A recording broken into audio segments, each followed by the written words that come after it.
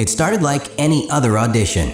A quiet, visibly nervous 13-year-old girl took center stage on America's Got Talent in 2018. Her name? Courtney Hadwin. Barely able to speak without trembling, she mumbled her introduction to the judges, her voice shy, her eyes filled with uncertainty. But the moment the music dropped, that shy persona vanished. In an instant, Courtney transformed into a powerhouse, delivering a raw, electrifying rendition of Otis Redding's Hard to Handle that had the entire arena on their feet. Judges were stunned. The crowd erupted. And then came a moment that changed everything. Howie Mandel slammed the golden buzzer, sending Courtney straight to the live shows and into the hearts of millions. Glitter rained from the ceiling as she stood in shock. Within hours, her performance had gone viral, racking up millions of views across social media. Headlines exploded. Who is this rock and roll teen who just blew the roof off AGT? But that wasn't the whole story. Long before her jaw-dropping AGT debut, Courtney Hadwin had already been fighting for the spotlight. In 2017, just a year before her US breakout, she appeared on The Voice Kids UK, performing Tina Turner's Nutbush City Limits. Her voice, unpolished yet full of soul, caught the attention of Coach Danny Jones, who quickly turned his chair and became her mentor. She advanced through the battle rounds and the semi-finals, belting out classics like Dancing in the Street and I Got You, I Feel Good. But in the finals, she was eliminated. Still, her star was rising. Soon after, she was invited to open for the legendary group Sister Sledge at a festival in South Tyneside, performing in front of a crowd of 18,000 people. But here's where things took an unexpected turn. Courtney didn't choose to audition for Britain's Got Talent, the UK version of AGT. Instead, she set her sights on the American stage.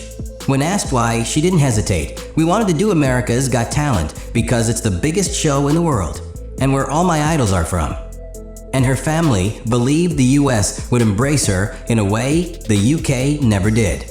Turns out they were right. But with the spotlight came a cost she never saw coming. Courtney's electrifying AGT performance turned her into an overnight sensation. But fame, as it often does, came with a dark side. While millions celebrated her bold stage presence and gravelly voice, others weren't so kind. Behind the cheers were whispers, and behind the screens were trolls. Her grandfather later revealed the cruel reality. Online bullies flooded her with hate, accusing her of shouting, not singing, and mocking her dance moves. But it didn't stop there. At school, classmates confronted her in hallways, laughed at her, and hurled insults to her face. They say I sing like a boy, Courtney admitted. I try not to let it get to me. I just hope they're watching me now. The backlash cut deep, but her parents stood by her. Her mother confessed, "It made me scared of the spotlight, but it's her life, not mine. If she's brave enough to face it, how can I not be?" Her father added, "All big singers get haters. Look at Ed Sheeran. He had to delete his Twitter. It's part of the job. For a teenager still finding her voice, the public scrutiny could have broken her."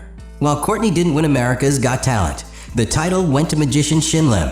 She walked away with something even more powerful, momentum. And she wasn't about to let it slip away. Weeks after the show ended, Courtney was back, this time in Las Vegas. She joined Shin Lim for a string of 5 live performances at the Paris Hotel and Casino, thrilling audiences with her signature stage presence and electrifying vocals. It was a signal to the world. This wasn't a one-hit performance. This was the beginning of a real career. In 2019, she returned to the AGT stage for America's Got Talent, The Champions, a fierce spin-off reserved for the show's most unforgettable performers. But this time, she didn't sing a cover. She stunned the judges with her own original song, Pretty Little Thing. It was raw, edgy, and unmistakably her, a statement that she was no longer just a cover artist, but a creator in her own right. She may have placed third, but her performance left a lasting impression, and her evolution from contestant to full-fledged artist had begun. Still, after those bright Vegas lights dimmed, she vanished. Then nothing. No album drop. No press tour. No viral single. For fans who had watched Courtney Hadwin light up the AGT stage, her sudden silence felt strange. Where did she go? Speculation swirled. Some believed her record label was holding her back. Others thought she might be battling stage fright again. But Courtney herself offered a clue in a rare podcast appearance with Howie Mandel. When asked how she felt about her past work, her answer was painfully honest. "I hate listening to myself. I cringe every time. I don't know why, it just makes me feel weird." It wasn't just self-doubt, it was discomfort with a public version of herself. She'd gone from a village in northeast England to a global stage in a matter of months. The pressure, the praise, and the criticism had all come crashing in at once. She admitted to being really nervous and stressed before her AGT audition, so much so that she'd been physically sick. Fame magnified everything. But what most didn't see was that Courtney hadn't quit. She was quietly reinventing herself on her own terms. Out of the spotlight, Courtney wasn't resting. She was rebuilding. Away from TV stages and screaming crowds, she returned to the studio, not to perform, but to create. In 2021, subtle clues started surfacing online. A TikTok here, a behind-the-scenes video there. Fans noticed Courtney was writing again. One haunting demo in particular caught attention. "Keep the Monsters Away." Stripped down, emotional, and filled with raw vulnerability, it marked a shift. This wasn't the AGT firecracker covering James Brown. This was something deeper, darker, personal.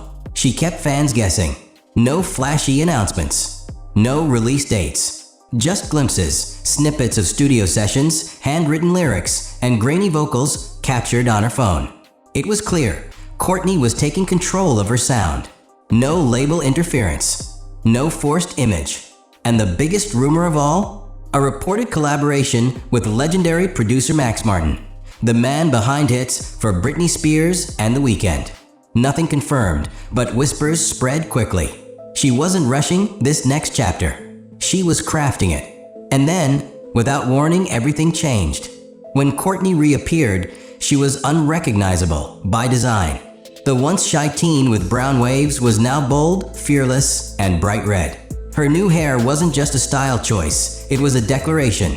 The Courtney Hadwin the world once knew had evolved. She embraced the new digital stage, TikTok, jumping into viral trends, posting behind-the-scenes clips, and teasing unreleased music. Courtney connected with fans in a way she never had before. Her energy was raw, unfiltered, and at times, delightfully unpredictable. Her numbers grew fast. Over 350,000 followers on TikTok, racking up more than 2.3 million likes. Her Instagram? Over 500,000 followers. Even her YouTube, which sat quietly for years, suddenly began to stir. She uploaded haunting covers of Beggin' by Mainskin and Survivor by Destiny's Child, reminding everyone of the voice that first stopped America in its tracks. But this wasn't just a comeback, it was a reinvention. No flashy producers, no TV judges, just a young woman finally sounding like herself. And what she revealed next, no one saw coming. After years of hints, demos, and digital breadcrumbs, Courtney finally confirmed what fans had been waiting for. A full-length album was in the works. But this wasn't just another project. It was a transformation. She had officially relocated to Los Angeles, chasing not just fame, but freedom. In past interviews, Courtney had always dreamed of living in the US, and now, that dream was a reality. "I'd miss home," she once said, "but I'd bring my family with me. I couldn't survive without them." Now she was building something new, on her own terms. Sources close to her team revealed that she was deep in collaboration with new producers, shaping a sound inspired by Amy Winehouse, but layered with her own edge, gritty, soulful, unapologetically real. And as she looked forward, her sights were set on an unexpected destination, Pittsburgh. Why? Because, in her words, that city holds the heart of rock and roll. From karaoke bars in Turkey to late-night studio sessions in California, Courtney was assembling her next move piece by piece. This wasn't about chasing charts, it was about building a legacy. But one question still lingered. Despite all the momentum, one mystery still haunts Courtney's fans and industry watchers alike. Is she still signed to Simon Cowell's record label? In December 2018, fresh off her AGT success, Courtney signed a deal with Psycho Entertainment and Arista Records, a major leap for any young artist. But in recent years, things have gone quiet. No major releases, no label-driven promotions. And when asked directly about the status of her contract during a podcast appearance, Courtney was cryptic. "I'm not allowed to say anything right now," she told Howie Mandel. "But when the time comes, I'll tell my followers first." Her silence only fueled speculation. Some believe she parted ways with the label quietly. Others think she's still bound by contract, choosing to work on her music behind the scenes until the timing is right. Whatever the truth may be, one thing is clear. Courtney's playing by her own rules now. No more filtered interviews. No more choreographed press tours. Just the music and her fans. So what's next for the girl who once silenced an arena with a single note?